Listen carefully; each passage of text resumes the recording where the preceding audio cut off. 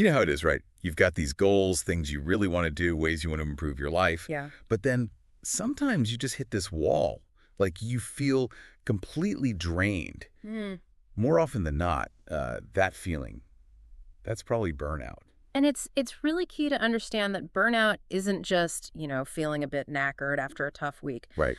Our sources, they define it as this really profound state of exhaustion. Rest just doesn't seem to touch it. Yeah, you could sleep for like 10 hours. Exactly, and Yeah. still wake up feeling just totally depleted. It's wild. And it's not just your body feeling worn out, is it? No, not at all. Things you maybe used to look forward to, suddenly they feel like this massive chore. Your enthusiasm just Even evaporates. and your confidence, that takes a real nosedive. Mm-hmm. You start questioning your own abilities in ways you maybe never did before. It's definitely more than just being tired. It feels like a genuine mental health issue. Well, what's really interesting is how the sources frame it. They see burnout as your system's kind of response to chronic unmanaged stress. Okay.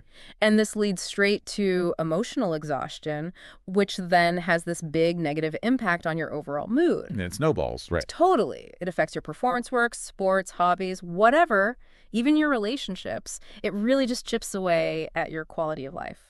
It's that classic feeling, isn't it? Like needing a vacation after you just had a vacation. Oh, absolutely. That persistent feeling that something's just off, Yeah. even if you can't quite nail down what it is. So, okay, how do you tell the difference? How do you know if it's just, normal tiredness or if it's actually burnout creeping in? Well, the key difference, according to the research, is that gradual disappearance of motivation Mm-hmm. and this feeling of like emotional emptiness that just hangs around. It's not just, oh, I'm tired, I worked hard. Well, Burnout has these distinct signs: constant exhaustion, like we said, a real lack of energy that sleep doesn't fix, Yeah. a feeling of being less effective than you used to be, like you're not meeting your own standards anymore. right, comparing yourself to your past self. Exactly. And often a much more cynical or detached attitude towards things. It sounds like the polar opposite of that flow state everyone talks about. It really is. The sources mention flow as that peak productivity state, totally engaged. Yeah, And burnout is, well, the absolute bottom of that scale. right. You could be doing all the right things, sleeping, eating well, but still feel like every single task is a huge struggle. So what's actually happening, like inside our heads when this is going on?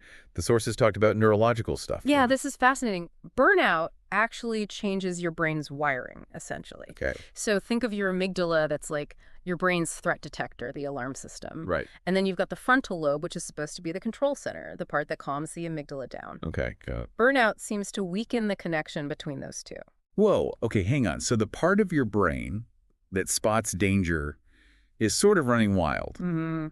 And the part that's supposed to say, hey, chill out, it's okay, isn't getting the message through properly. That's a great way to put it. Yeah. Your stress response is basically stuck on high alert, and the regulation isn't working effectively. That sounds exhausting And and stressful in itself. precisely. And it can lead to feeling more anxious, more fearful, maybe seeing threats where there aren't any. The sources even mention things like decreased sex drive. And interestingly, you become less willing to take risks, even calculated risks that could lead to growth. Wow, so your brain just goes into full-on, like, defensive lockdown mode. Kind of, yeah. Yeah. Even when that defensiveness ends up limiting you. And it's not just emotions, is it? It affects your thinking, too, your focus. Yes, absolutely. This is where it gets quite specific. The research points to a drop in something called theta wave activity in the hippocampus. Okay, hippocampus does memory and learning, right? And theta waves. Theta waves are strongly linked to getting into that focused flow state and also learning consolidation. Ah. So when burnout disrupts this, it gets harder to concentrate, harder to learn new things, and harder to access your creativity. So you're stressed, your brain's less able to cope with the stress, and you can't even focus properly to maybe work your way out of the problem or feel productive. Exactly. It becomes this really nasty, vicious cycle. Poor productivity leads to worse outcomes, which leads to more stress, which worsens the burnout. Ugh. Yeah, I can see how that spiral happens. And just as a practical point, the sources did mention the MASLAG burnout inventory, often just called the MASLAG test. Oh, yeah. It's a tool people can use for self-assessment just to get a sense of where they might be on that burnout spectrum. We can put a link in the description for anyone interested. That sounds useful. Okay, so we kind of get what it is now and how bad it feels. But why does it happen? What are the triggers? The sources dug into the causes, didn't they? based on mass lax work, too. Yes, and a really big one that came up consistently is a lack of control. Oh, That feeling that you just can't influence your circumstances, you're stuck. yeah, I can see that. Like you're just a cog in a machine. Exactly. And this connects to that wider feeling some people have now that just working hard doesn't automatically mean a better life anymore. Hmm. When you feel powerless, like your effort doesn't really change anything fundamental, that's a major, major contributor to burnout. It's like you're just spinning your wheels. That makes total sense. Yeah. If you feel like nothing you do matters, why keep pushing? Okay, what else? What was the next factor? The second key cause is a conflict of values. Okay, how so? Well, the example given was working for, say, a marketing company where the absolute priority is just making sales, maybe using tactics that feel, well, dishonest to you personally. Right, it clashes with your own principles. Exactly. And that internal conflict, that feeling of this doesn't sit right with me, it doesn't just make you uncomfortable, it actively drains your mental energy. Leaving less in the tank for actual work. Precisely. And we've talked before about how that kind of internal friction can even lead to procrastination, right? Because you subconsciously want to avoid that uncomfortable feeling. Yeah, definitely. Okay, so lack of control, value conflicts. What else fuels burnout? Insufficient rewards. This is a big one. Meaning like not enough money or Maybe money, but it's broader too. It's feeling like the effort you put in at work, study, even personal projects just isn't matched by the recognition, the appreciation, or the compensation you get back. right. The sources had this really striking example. Sometimes the most efficient workers just get loaded up with more work instead of being rewarded. Wow, that's actually penalizing efficiency. Right. It's completely counterintuitive, but the research suggests our brains are pretty quick learners. If extra effort doesn't lead to an expected positive outcome, we learn not to bother. Makes sense. Survival mechanism almost. Kind of. And this is especially relevant now, with the cost of living going up and salaries maybe not keeping pace for a lot of people. That feeling of I'm working so hard but not getting ahead, that really feeds burnout. Yeah, constantly chasing your tail would be incredibly demoralizing. What about just sheer work overload? That seems like an obvious one. It definitely is. But the sources made an interesting point here. It's not just the volume of work necessarily. Oh, It's work that feels urgent. Tasks with really tight deadlines seem to spike our stress hormones, like cortisol, way more than just having a large pile of work that doesn't have that immediate pressure. okay. So it's that constant go, go, go, everything's a fire feeling. Exactly. That constant sense of being under the gun that really accelerates the burnout process. Got it. And the last couple of factors were more about the environment, weren't they? Injustice and things like that. Yes, exactly. Mhm. Injustice, so situations where you feel like others are getting ahead unfairly, maybe through connections or favoritism. Right. That feeling of unfairness. Yeah. Yeah. And then just a poor work environment generally. An environment that makes it hard to focus, that's constantly stressful, noisy, or just unpleasant. That makes sustainable work really difficult. It really sounds like burnout isn't just one thing then. It's like this convergence of different negative pressures. That's a great way to put it. A perfect storm, almost. And the sources were pretty clear, weren't they? You can't just fix one little symptom if there are multiple big things causing the problem. Absolutely not. That's the crucial point for actually dealing with burnout. You have to figure out and tackle the root cause or causes. Getting an extra hour of sleep is great, but it won't fix feeling totally powerless or having that deep value conflict day after day. Right. Okay, so we've kind of laid out the problem, what burnout is, how it affects us, what causes it. Let's shift gears. What about solutions? The sources must have offered some ways forward. They did. Some really practical advice, actually, both for addressing those root causes and for managing things if you can't completely change the underlying situation right away. Okay, let's start with that feeling of having no control. What can you do about that? Well, the suggestion is to focus down. Look at the smallest, most manageable parts of your work or your day. Break it down. Exactly. Break down those overwhelming tasks and actively look for areas where you do have some influence, however small. Find the bits you can steer. Precisely. By doing that, you can start to build back a sense of agency, a bit of positive momentum. It combats that feeling of complete powerlessness. I like that example they used about like content creation versus social media reach. Yeah, that's a good one. You can't force an algorithm to show your stuff to millions, right? Yeah. But you can control the quality of what you create, how often you create it, maybe the topics you choose to focus on. Right, choosing topics that actually align with your values, maybe, to Yeah. avoid that conflict thing we talked about. Exactly. It's about identifying those little pockets where you do have control and using them strategically. Okay, that makes sense. What about the insufficient rewards problem? How do you tackle that? So for that one, the sources brought up the 80-20 rule, the Pareto principle. Ah, yeah. 20% of the effort gives 80% of the results, that idea. Mm. How does that apply here? Well, the thinking is that often that crucial 20% of work, the stuff that really makes a difference and gives the biggest rewards or results, is the stuff we tend to put off. Because it's hard, probably, or requires focus. Usually, yeah. Maybe it's challenging or needs deep concentration. So the advice is figure out what those high-impact tasks are for you and really focus your energy there. Work smarter, not just harder on everything equally. Pretty much. And if you struggle to focus on those key tasks, maybe because of procrastination, which can be linked to burnout itself, the sources pointed back to finding ways to get into that flow state we mentioned earlier. Right, linking it all together. That makes sense, especially if you feel undervalued. Focusing on what delivers the most bang for your buck, effort-wise. Oh, well. Okay, now, work overload. You mentioned earlier that just taking a vacation isn't always the answer. Yeah, the sources were pretty clear that vacations are often just a temporary fix for chronic overload. They don't solve the underlying issue. So what's the alternative? They introduced this concept of active recovery. Active recovery. Okay, what's that? It's basically strategies you can weave into your normal routine to help you recuperate without completely stopping work.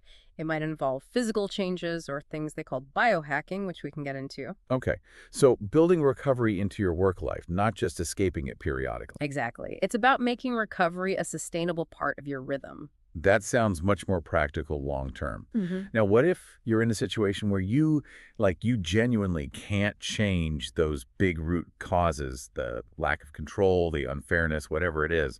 Are there still things you can do? Yes, definitely. The sources offered some general strategies for prevention or at least symptom reduction, even if the core problems remain. Okay, like what?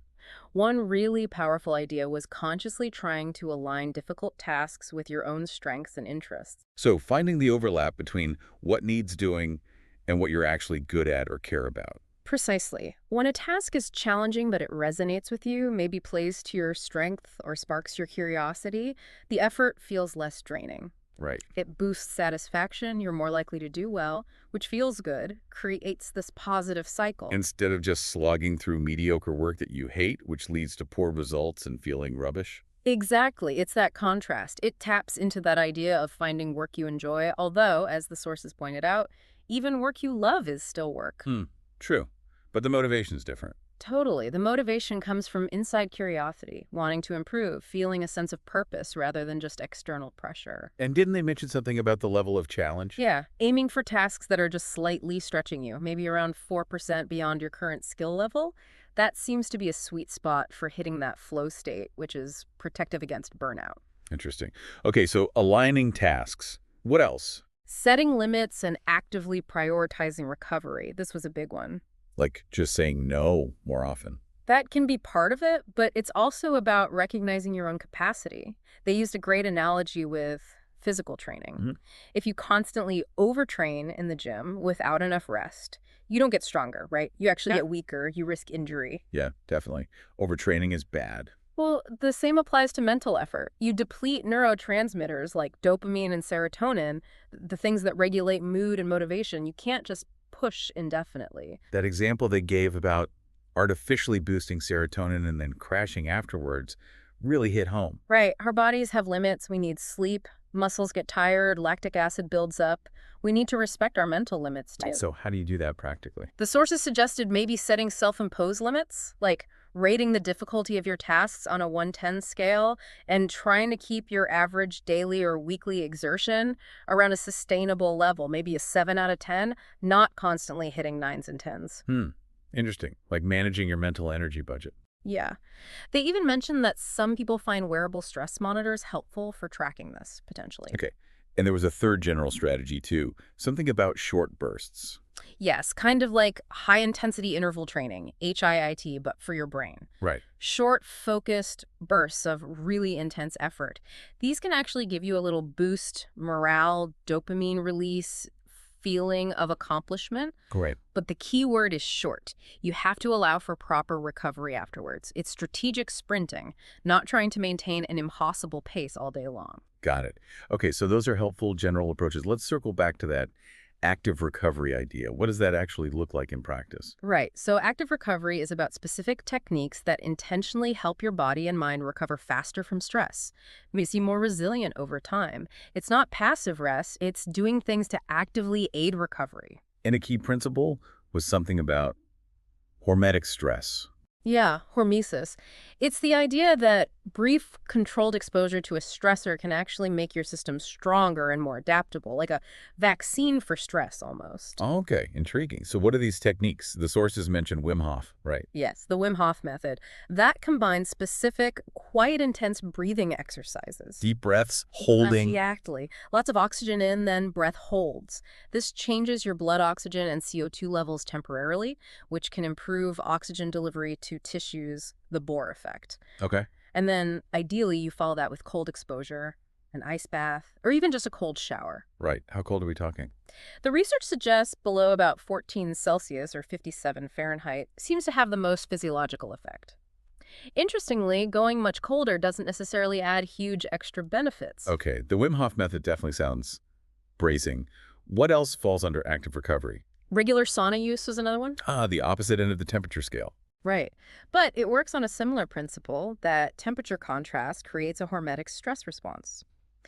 The sources noted it might be a bit less intense than ice baths, but maybe more sustainable for some people. Less willpower required, perhaps. Good to know. What else? Breathing exercises, even separate from the Wim Hof stuff. Just focusing on breath. Yeah. Simply doing specific breathing patterns like Buteyko method or others can really improve your body's stress response. They made the point that regulating breath is a core reason why things like meditation work so well for stress management. So it's not just woo-woo, it's actually changing your physiology through breath. Exactly. And then, of course, exercise. That seems obvious, but how does it fit the active recovery model? Well, thinking back to that evolutionary stress response, fight or flight, Yeah. exercise kind of mimics the escape part. It helps your body complete that stress cycle and return to calm. Short bursts of intense activity, like HIIT, are good. But even just short breaks during the workday, get up, stretch, walk around the block, maybe 400 meters or so was mentioned, that can help dissipate that built-up stress. Like physically shaking it off. Kind of, yeah. Signaling to your body that the threat has passed. And the final technique was fascia. That was less familiar. Yeah, tell me about that. Isn't fascia just connective tissue? Well, yes, but the sources highlighted it's much more complex. It's this whole network throughout your body that affects posture, inflammation levels, even how your nervous system is activated. Wow, okay. So things like deep tissue massage, specific types of stretching, they can improve the health of your fascia, which can indirectly help regulate your stress response. Fascinating. It really sounds like taking care of your physical self through these methods is deeply connected to managing mental and emotional burnout. Absolutely. It's all interconnected. And, the research really drives home that burnout isn't trivial. It's not just feeling tired. No. It can lead to feeling detached from yourself, from others, that depersonalization, that persistent feeling of just being unwell. Yeah. And it can be a gateway to more serious mental health conditions. So it's really crucial to either tackle those root causes we talked about or proactively use these prevention and recovery strategies. That's a really vital takeaway. We have to take burnout seriously. So whether you're hearing some of this and recognizing it in yourself or maybe thinking of someone else, hopefully this deep dive has given you some useful perspectives and maybe some practical tools. Thanks for breaking all that down. My pleasure. And yeah, for everyone listening, maybe think about which one or two of these strategies feels most doable for you right now. Even small, consistent steps can make a real difference in managing stress and preventing burnout down the line. Or maybe just sharing this conversation with someone you think might need to hear it.